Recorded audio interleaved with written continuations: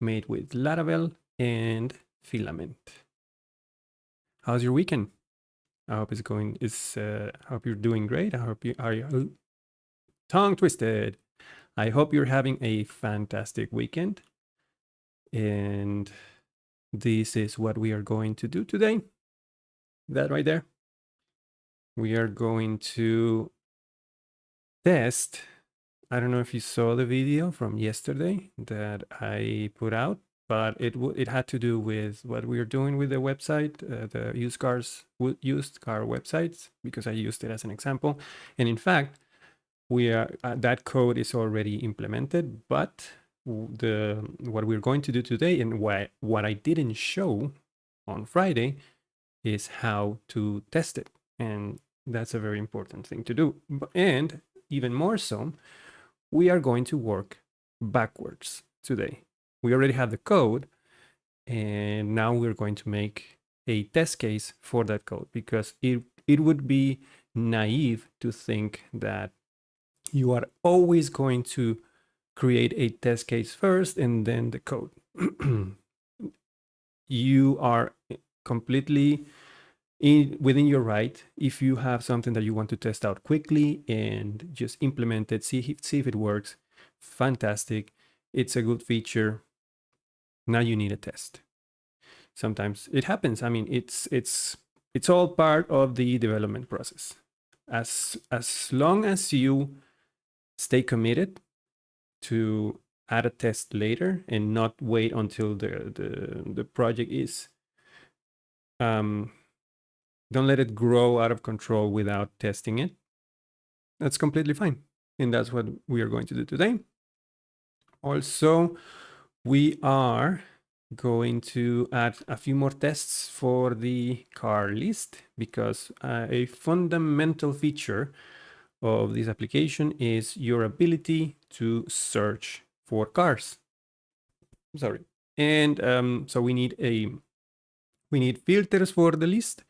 We are going to test those filters, and then we are going to see how they look and take a look at how they are implemented in the website.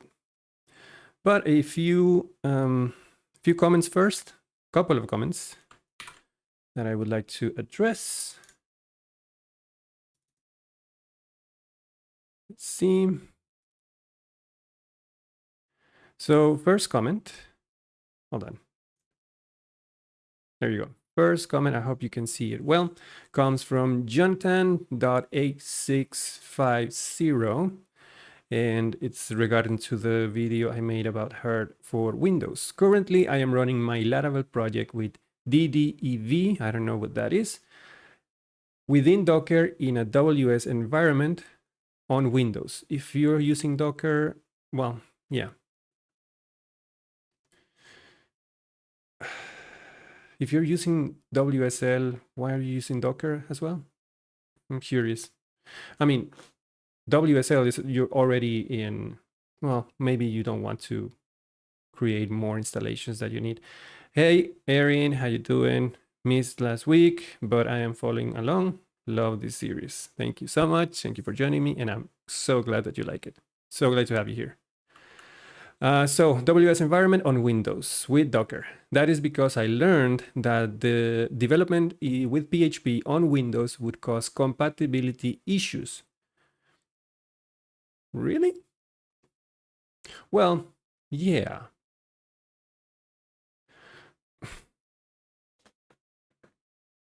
That is a very valid point, because obviously if there are two different Linux and Windows or Mac, different operating systems, obviously things will be different. But unless you are actually delving into, unless your PHP code is actually making use of operating system specific functions, I don't see a way this it could cause. I don't see how PHP itself could cause compatibility issues. I'm curious as to how did you learn this? Whether it was because of somebody told you or you read about it, or because of your personal experience with your project. If you have more details, I would love to hear about them in the comment section. But so basically, so better go and develop on Linux because the final code will also run on a Linux server. If you're mainly doing a web page, it doesn't really depend on the operating system because everything runs on the Apache server is the one taking care of executing your PHP code and serving it. And PHP on Windows or Linux or Mac, I mean, the same code should run unless, as I said, unless you're doing something very system specific, there shouldn't be any problem. The same PHP code has to run on a Linux server, Windows server, Mac OS server. That makes sense to me. He links a source below.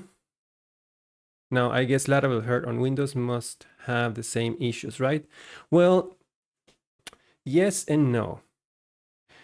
I'm not gonna say it's perfect because I already made that point in the video, but I'm also not going to say that it's going to give you more issues or is going to cause compatibility issues. In fact, look, Heart is very early release. It's a first release. It has issues. It has its problems, Windows or not Windows. But it's only going to get better with time. And I'm not saying if you already have a development environment, be it Docker, WSL, whatever you're using, PowerShell, whatever. If your development environment works for you and you're happy with it, you don't have to change it just because something new and shiny just came out. In fact, you shouldn't change it. This Laravel Heart for Windows, it's more targeted to those people who are maybe starting developing on PHP. They have a new computer and most likely they will have a Windows computer or a Windows laptop because not everyone can afford a MacBook Air M2, whatever. So they have a Windows laptop, and instead of having to download PHP, install it on Windows, which I have not done in a long time. I don't even know how that experience is right now. Downloading the Apache server or Nginx, whatever you're using or you prefer, installing that, configuring it, downloading the database, which you still have to do. Thank you, Pro. Instead of going through all of that, and still you can use SQLite. If you're starting and you can use SQLite, there's no excuse. If you're starting and you need a development environment quickly, Heart is for you if you want it, or if you don't want it and you think it's too new, go and use Laragon or SAMP. Well, I usually don't recommend. I don't know if SAMP is good still, but there is Laragon as well. That way you don't have to worry about, okay, which PHP version do I want to use and commit to that version, because once you do that, you can change it. With Laravel Heart, you can change it per site. I think Laragon already, correct me if I'm wrong, but Laragon also has that feature. So you can get up and running in no time and you don't have to worry about any other dependencies.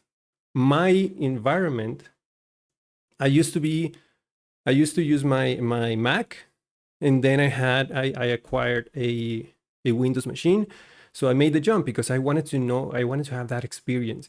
I've always been a Mac person, and it has been fantastic for me, even better so now with Laravel Heart for Mac, which I believe is way more polished, in my opinion. But yeah, Mac is already running on Linux, so it was more comfortable for me. And then I started using Windows, and I used WSL, not because of compatibility issues, but because it felt familiar for me to work on an Ubuntu server. I used Docker for a while. The problem with Docker, though, is that it comes with such a steep learning curve on its own. And that's usually the hardest part to get through, because Docker is fantastic for working in isolation and not having to have a complete virtual machine on your laptop, which most likely would kill it. But the fact that it has such a steep curve, such you really need to know and learn how to use it in order for it to work for you instead of against you. And that's my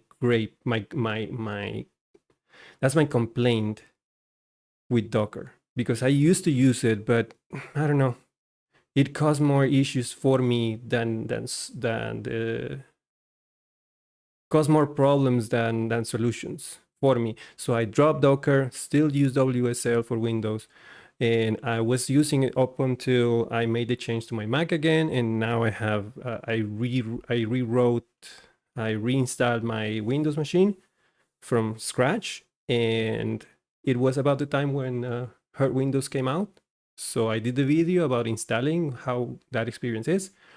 Not perfect, but I'm still happy with it, because there would have been so much more work for me to do without Laravel Hurt. And I didn't know Laragon existed, to be honest. Hurt on Mac is very easy for me. Docker is way over my head. Like I said, sometimes the problem with Docker is that curve, that very steep curve of having to install, having to know how networking works on Docker, and configuring your Docker file just the way you want to. And that process can be daunting for new people or even experienced people. But yeah, if you want to see that video, there is the link. It's on the comments of this video. It's on German, so you're going to need closed captions, but he does make a few good points. Thank you, Jonathan, for your comment. And I have another one. This is a short one from Yabikami1165. Your VS Code theme and icons, please. I've got this question a few times already, and I didn't know it was so. I guess I'm just used to it, but I didn't know that people would really identify with it. So just to give you a quick answer, it's Cat Puchin for VS Code. That's the theme. And the icons, same name, Cat Puchin, perfect icons. So those are the only two that I use. That will give you the theme that I have currently with the colors. And there are a few color options. Let me show you. Code, settings, theme, color theme. So you have I have the Frappe version, but you can also use Macchiato. It's a little bit darker. I lost that. Settings, theme, color theme, Command KT. So you can use Macchiato, or you can use Mocha. That's way darker.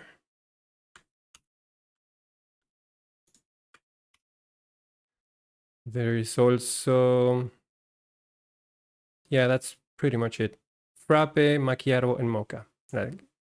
I like the lighter one more, or better, because I feel it's like a lot easier on my eyes. Like if I stare too much into the screen with a very high contrast font, my eyes start to get tired. Yeah, those are the only two extensions that I use. And good segue, because we're here. We are in the code, and let's work on that test that I mentioned. So let me show you the test case first, and then the code. I think you already saw the code. Actually, let's look at the code first. So this is the code that I added to the car model. Basically, it's just a static updating event that will take the difference of the original images versus the current images after the car has been updated, but before the array is, or before the information is persisted into the database. So I just go for each of those and then delete. Now, I'm gonna have issues with this later, and I'll explain why. So yeah, that is the code. You already saw the video, I hope. And now let's take a look at the test. Now, this test is not a filament test. This has nothing to do with filament because it's more of a model test. That's why I am putting it in the car test file. And what I'm doing is setting up the fake storage disk to images. I'm creating an array of 2 images, 1 and 2. I'm creating a car for a brand and setting the state, overriding the images array, and then create. That's in the database now. Now, for each of the images, I'm performing an upload, or not an upload specifically. I'm just using the uploaded file to make a fake image and then just moving that image with the file name into our storage disk using the path, the temporary path from that file. So I'm just taking that file off of the temporary folder and putting it into our storage folder. In this case, is the images disk, which is a fake one. And the reason I'm not testing this as a feature is because we already did that. We already know that via Filament, we can upload an image and it works. So this way, I'm just pretending that the images have been uploaded and are being put in our storage disk. Paul Rudman, hi, how you doing, man? I use Docker. Now that I have a reliable setup, I just keep reusing and tweaking it. That's perfect. I watched many tutorials and had someone help guiding me. Now I feel really in control, but it took quite a while. Yeah, I feel you. I understand. It's all in the pain that it is to make it, to do that again. I mean, if you identify, you create your development environment, you set everything the way you want to, and you either have to move to another machine, or you have to restart or reboot your machine, or do everything from the ground up, and then everything is forgotten. I've had to do that maybe not too many times in my development. At least in my current work, I've only had to redo my environment 3 times. And every single time is like I'm doing it. It's like I forget everything. And I had to relearn everything again, and how to, what did I do to set this variable? Why is it working? It was working on my previous environment. How did I do that? It's such a pain. But yeah, that's the life. And you have to enjoy it. So I was saying, for each of the images in this array, I'm just creating a fake file, putting it in storage, and then in that array, I'm just removing the first item with array shift. Array shift just shifts the array to the left, which means that takes this first element, takes it out of the array, and modifies the original array, leaving it with just the second item. After I do that, I then update the images on my car model, and I take the difference of the array from the get original. I have access to this because I just did this in the model. As soon as you modify something on your model, you get access to the original information. So I made that difference, which will leave me with just the images that I want to delete. I save the car, or save the information, persist it to the database, which will trigger the event on the model. And all I have to do then is just make sure that that deleted images array, this can be an array, I just assert that that is missing. All of those files must be missing for this to pass. So if everything goes well, and because I have the code already, if I run this, should pass. And it doesn't. And I mentioned that I was going to have problems with this because, take a look at this. It's saying that there is an unexpected file in this path, so I didn't delete it.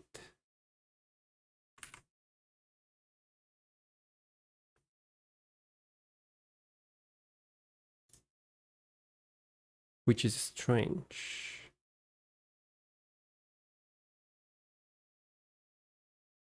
So the two files are still there.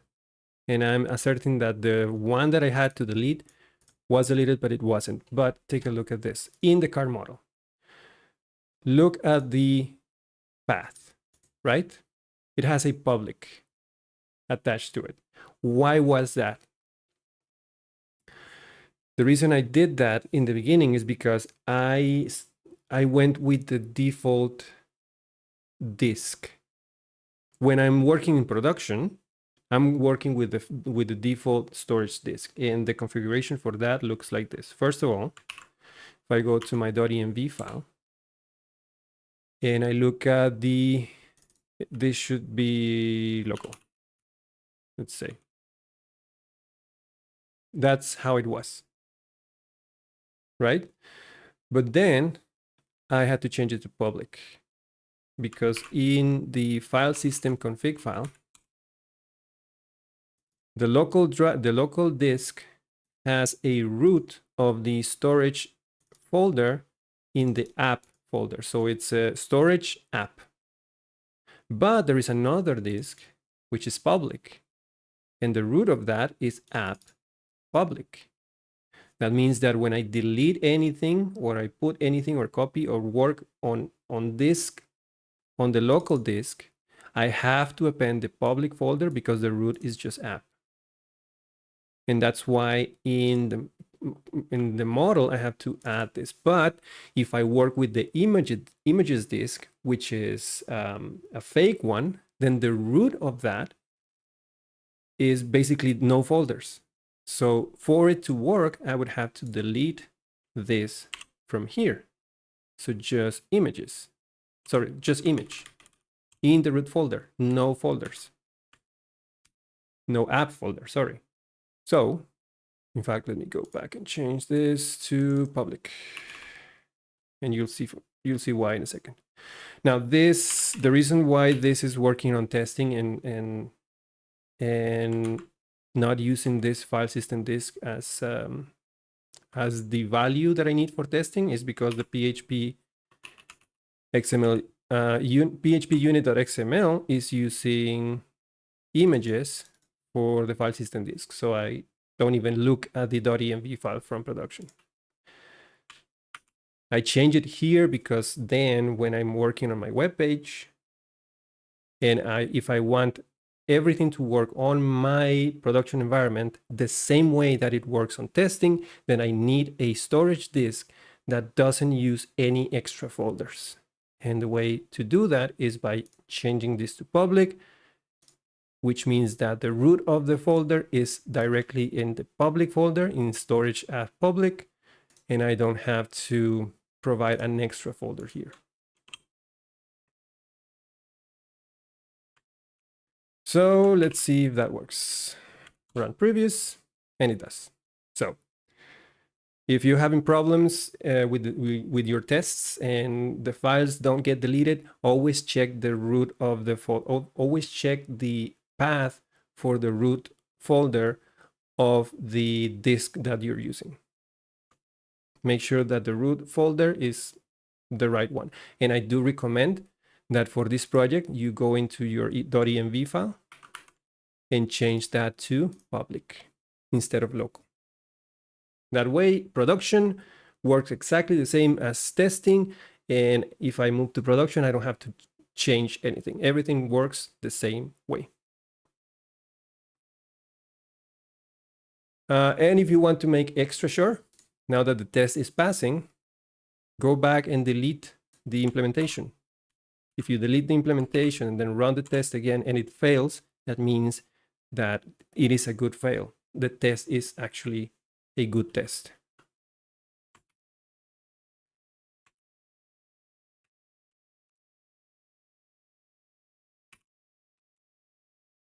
All right. And since we're here, let's make sure that everything is passing.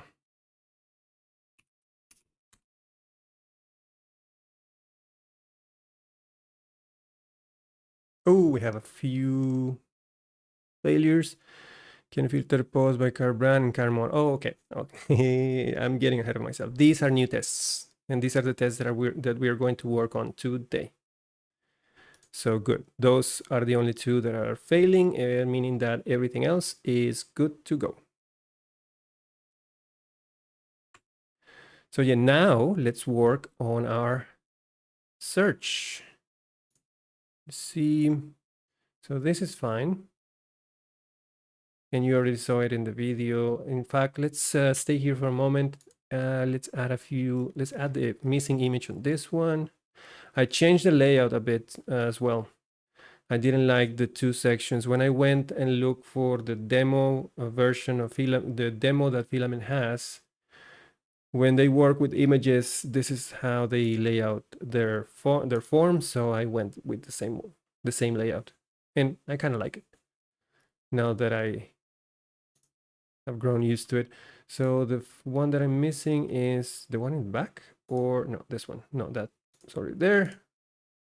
Which one am I missing? Door open.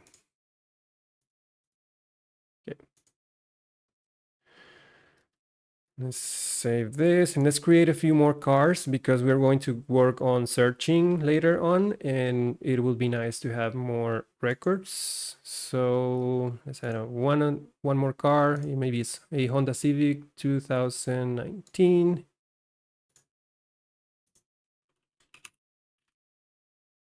Honda Civic 2019. Let's say this one is 14,000. And save and create another.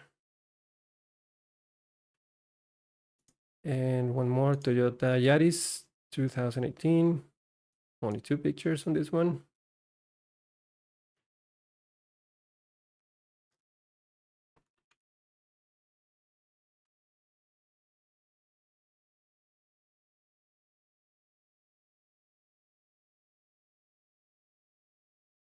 Let's say this one is 15,000. And save. Okay. We have a nice list of 3 cars and then that'll be way nicer to work with when we go and see the filters. Let's head over to the test for those filters then. As always, in the interest of time, I went ahead and wrote the test cases. So I'm going to walk you through them and then we're going to work on the errors. These are located in the car list test. Because I'm working with the list of cars that is front facing to the user instead of the list on the resource, which we can duplicate if we want to. So first test, let me comment this one out first. Can filter post by car brand. So first filter is using the car brand to filter the list. So what we have seen before, just create a car. Actually, I'm creating 10 cars for this. And doesn't matter which brand. I'm expecting it to create, even if it is the same brand every time, which I don't think it is. We're going to select the brand ID from the first one. So they do have different IDs. So I expect this to work. So I'm grabbing the first brand ID from that car list by using first. And then I then mount the component. I assert that I can see all of the table records first. And then I filter the table by the brand ID setting this as the value. And then assert that I can see the table records where the brand ID is equal to the first one. So this where statement is going to give me a query builder, and then Filament is going to use that query builder to display only those records, or to assert that they can see only those records. And also assert the contrary, the opposite. Assert that I cannot see any other records where the brand ID is different than the one I'm using in the filter. Simple, right? Let's see what we get. Oh, let me save before. And let's see the first error. Really? Unmatched where? Line 1, 2, 3.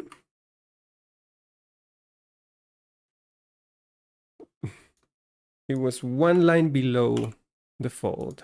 I'm sorry.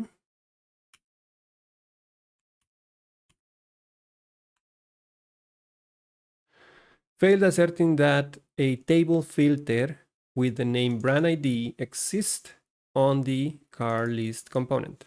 Okay, that's a good error. So let's open the component.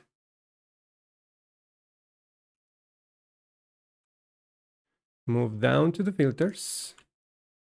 And let's create a new filter. So this should be tables.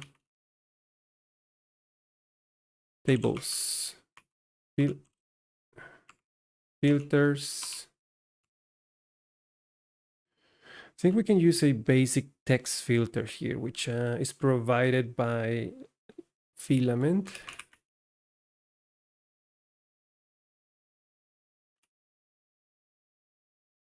Is it text or?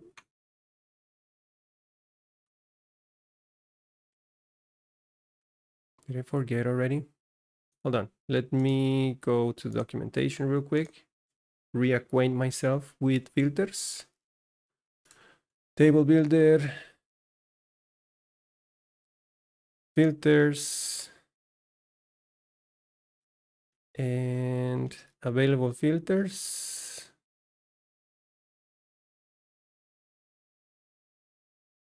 Just filter make. That's it. We have select filters, ternary filters, query builder filters. I don't think we're going to need that. And then custom. Maybe use custom instead, because the provided ones don't seem useful. So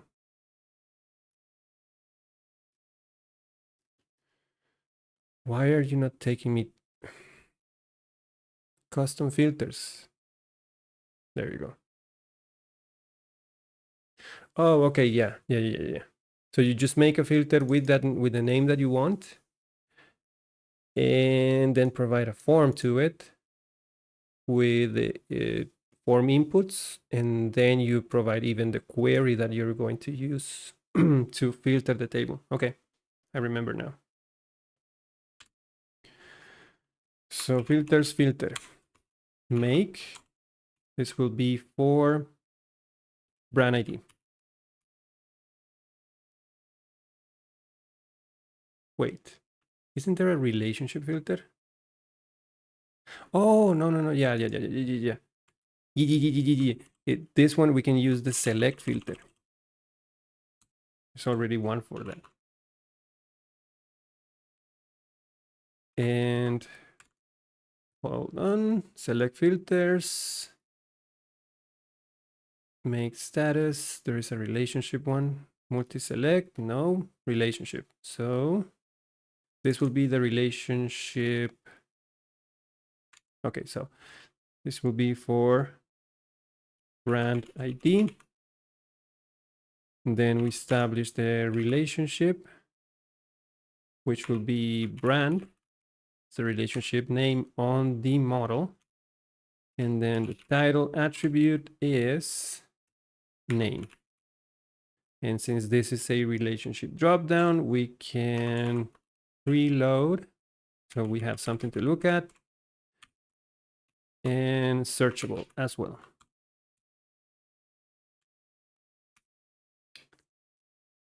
Didn't need to do that for the test, but better do it now than wait for later. Okay, so we have the filter now. Let's run the test again. Awesome. All right, let me move my head a little bit so that that hand shows better. Okay, we can filter by brand. Now let's filter by, I think the next one is, so it's brand, model. Model is just a text field, so we're going to need a custom filter for that. This one's good. Moving on to this one, which is very, very similar to the previous one. Only thing that changes is the query that I'm using. Wait, I'm having a mistake here. This is not like. And the can see, it's a like. So I'm using a like query, a like operator for the comparison. I might, and I was thinking about this earlier, I might experiment with Redis in a future video, if we have time, because I set myself the goal of having a minimum viable product in 10 weeks, and we are halfway there. So if we have time, I do want to either use Scout for this or Redis, because potentially, if this were a like a commercial product, the idea is that you would have a lot of cars. So searching for those is going to be the most painful point of the application. So it makes sense to use something that is built for searching. So yeah, I think it's a good idea. Maybe it's even for learning experiences. I've never used Redis in a Laravel project, so maybe we can rework the search and use Redis. For now, we're going to do it like this.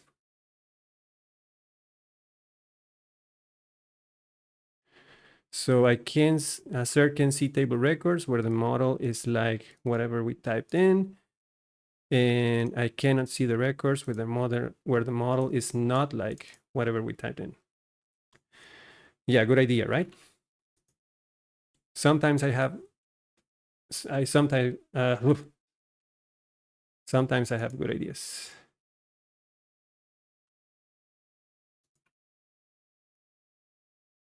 Not often though.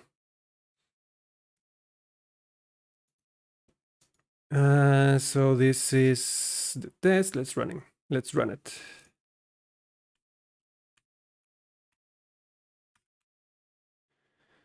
So again, we don't wait. Fail asserting that the table with the name model. I'm sorry, what?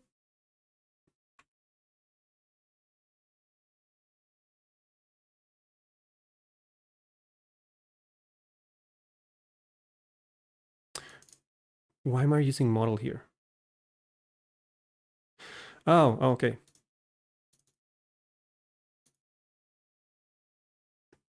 What? Hold on. Table filter. Why did I got thrown off? It's the same error. I ate a complete word out of the sentence. Table filter. And I read a table with the name. Jesus. Okay, so no, that's fine. We are missing a filter for the model field. So let's go ahead and create that. Car list. Let's copy this. No, let's not copy this one. Now we need a custom filter. So tables, and this is a good thing about filters is that with custom filters, you can create whatever you want. In this case, I just need a text input. So filters,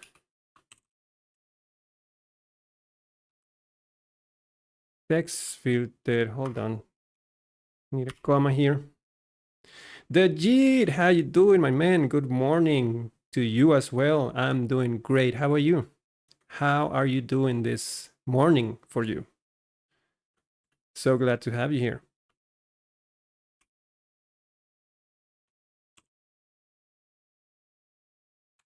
Filter make. This is going to be for model. And I believe we have to provide the form first. So form, this is an array. It's going to have a bunch of inputs, as many inputs that you need. And let's use tables, forms, sorry, not tables. I need forms. Do I have forms in the use case? No. I'm gonna need to use filament forms.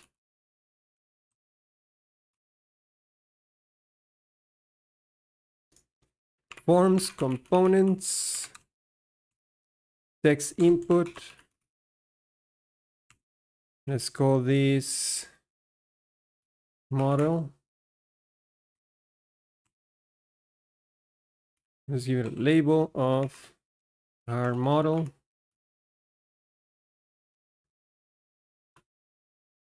What else? Nothing much, I think. That should be enough. And then we need to provide the query that is going to filter the table using that filter. And I think this is a function, callback function, if I'm not mistaken. Yep. So function, and this function takes in an array of data. If I'm not mistaken.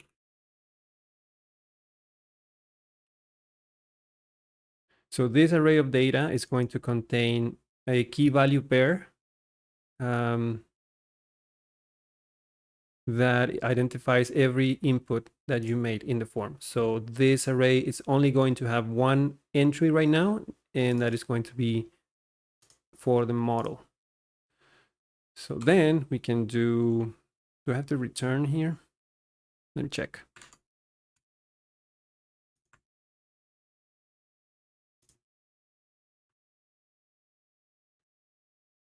Yeah, I have to return. Oh, and I need, it also received the query builder. So builder, eloquent, illuminate, database, eloquent, builder.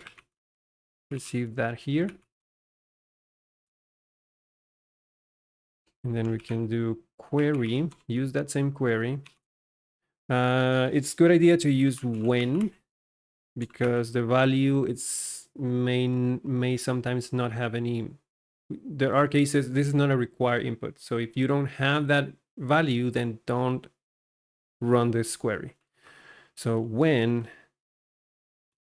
data model,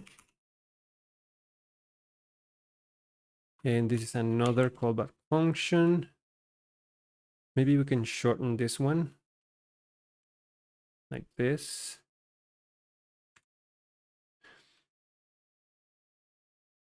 Yeah, let's try that.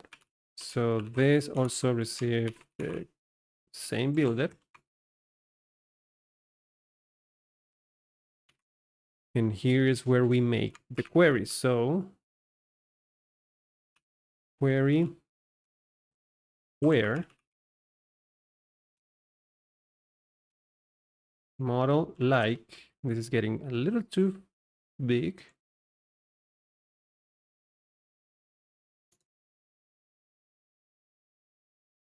It's getting too big. Let's just make a proper function.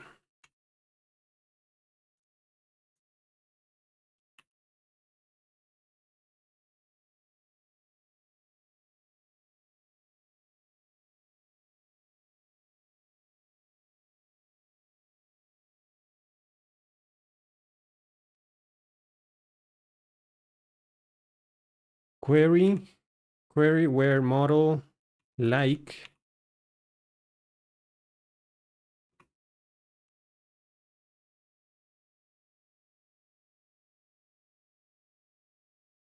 data model.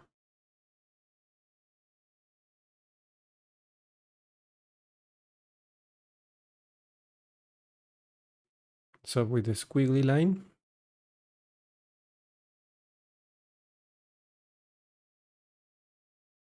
undefined variable data. Really? It's right here.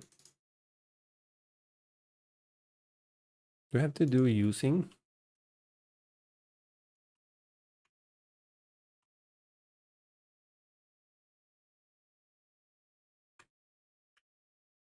Oh my God, what are you?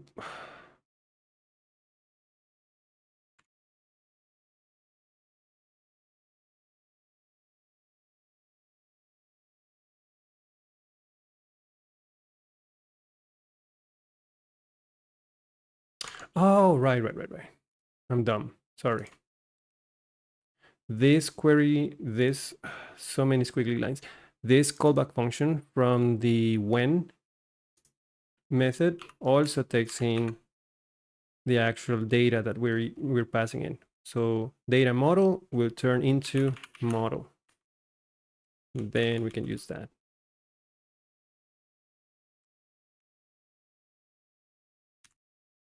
Better. So it's a little confusing. We're injecting data here, which is a key value pair.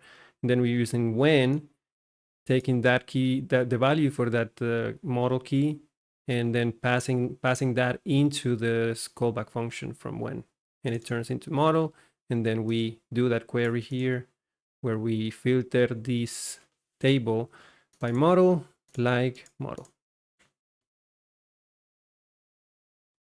All right, let's see how that looks and see if it works.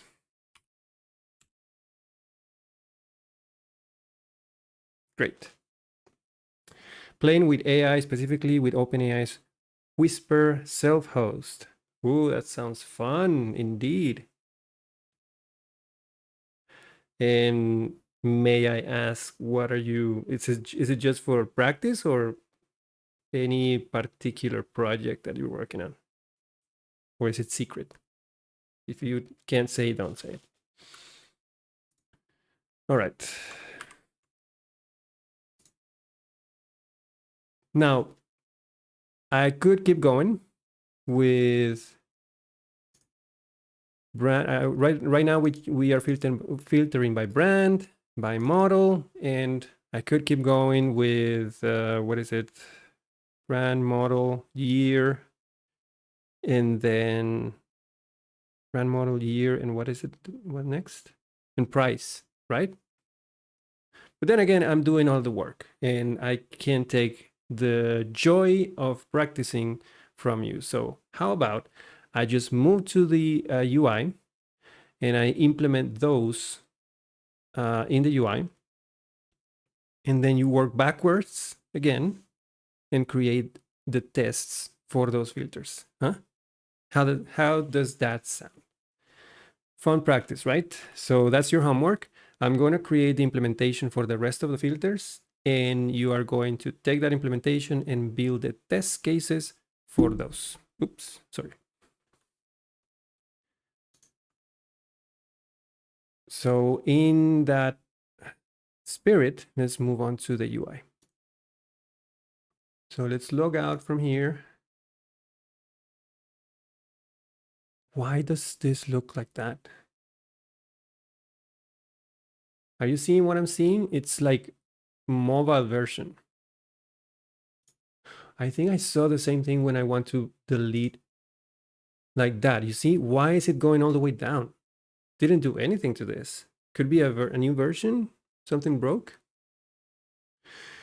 Recording in browser, sending to Laravel API using Whisper to transcode and then process transcode and that transcoded data, working with a lot of API calls. Front end is React and Next. You lost me there. I tried React once. I got far. I'll say that. But then Vue.js came up and I had to give up React. And then Livewire came up, so I had to give up Vue.js. I'm very easy to sway, but I can't see anything coming up that is better than Livewire right now. But who knows? Good luck with your project, by the way. Why does this look like that? I don't like it.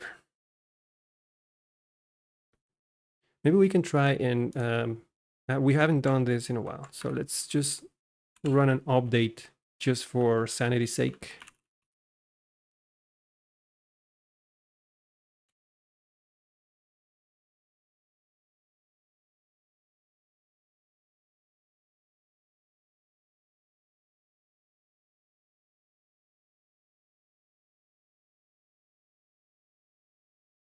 Sure, take your time.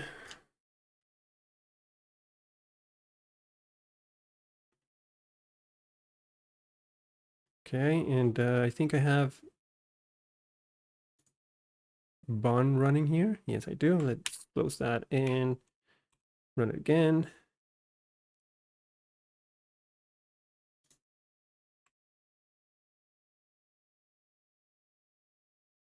Ah, that was it. That's what it was. Much better. Always update your repos. That's the lesson of the day. Let me warm up your eyes because everything from here on is going to be on light mode. Oh God, I'm blind.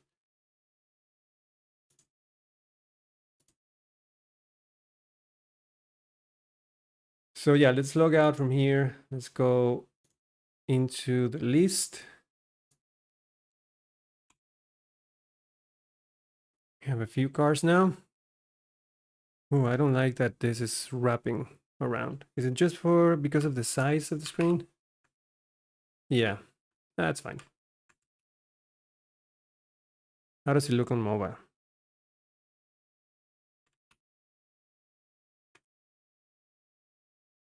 Looks fine.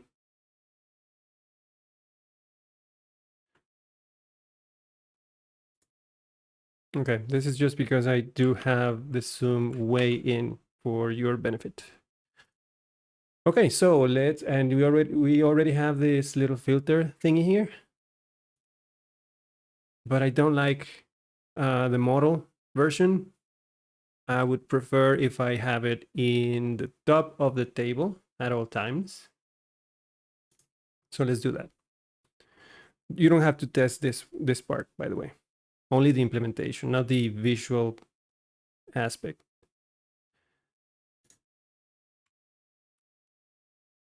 So car list, stay here. I believe, is it in the filters? I think the filters method takes a second parameter for the layout. Yeah, layout, and there is an enum for this, which is filters layout.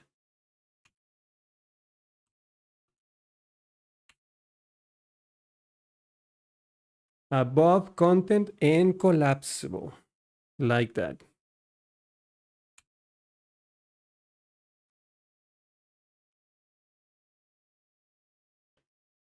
So we have no filters yet. Well, I can't see the filters. Oh, there it is. You have to click on that to see them, which is fine. So let's say, let's filter by Honda. Doesn't work. Why doesn't it work?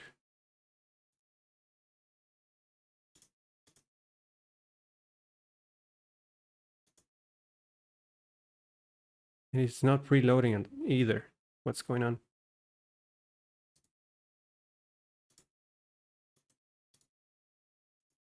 Nothing's working.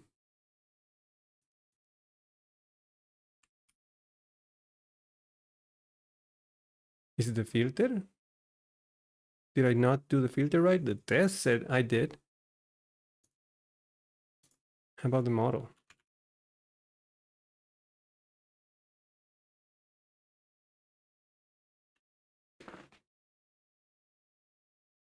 Huh.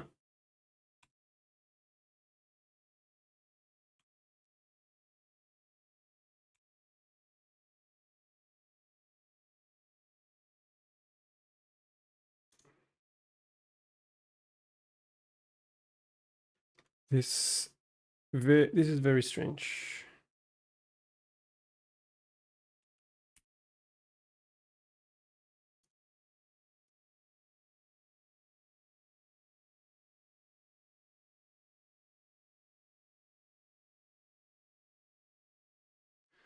Why are you being weird?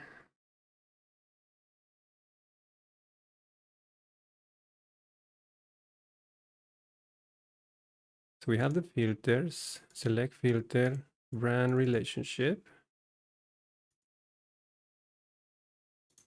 preload and searchable.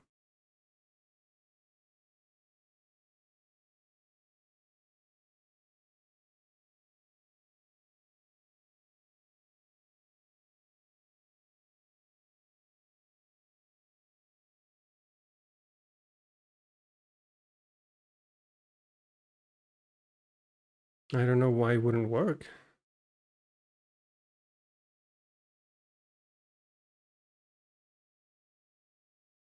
I can't think of a reason. I mean, the only thing I did rehearse this a couple of hours ago, works like a charm, and then I come in and update the repo, and now it's not working.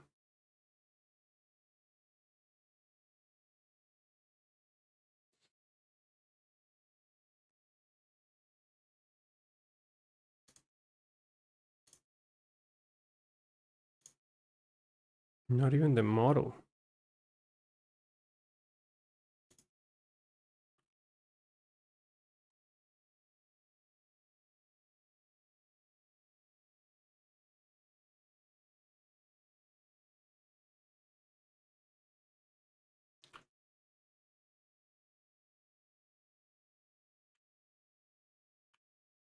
I doubt that's even the problem.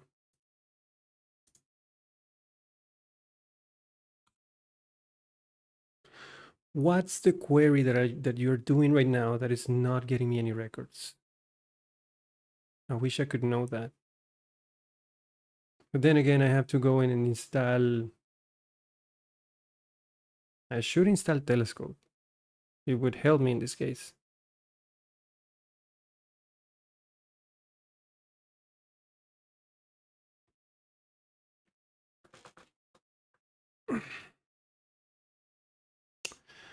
But no, alas, I would have to leave this for another day.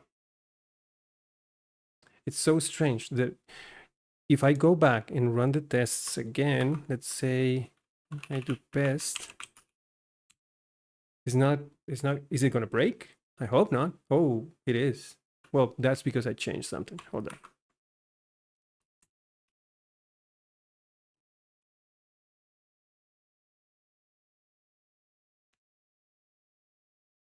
If I get a green here, I'm going to be so pissed. Ugh. Okay, I have homework as well. Have to figure out why this is not working. I'm probably going to go and install Telescope and examine the queries that it is doing, because it's very strange that it was working a few minutes ago and now it's not. So I'll have to go in and examine the queries and see what is going on. The only different thing that I did between rehearsal and now is that I updated, I ran a composer update, but it'll be very, very strange that that's the thing that broke it. For next week, I'll have an answer for you. For now, try and create the next tests for the filters, make them pass. It'll be a good practice for you. And we'll see next week where I'll have an answer for this problem, and we will continue with something new. Probably Redis, who knows? So if you found this video helpful, you know what to do. Click the like button, subscribe to the channel, and I'll see you in the next one.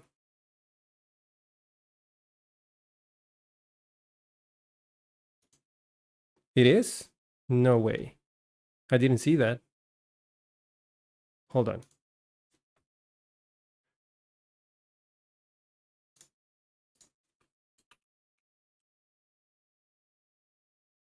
You're right. It's showing one record. This is very strange. Okay. See you guys. I promise I'll solve it. See you next week. Bye.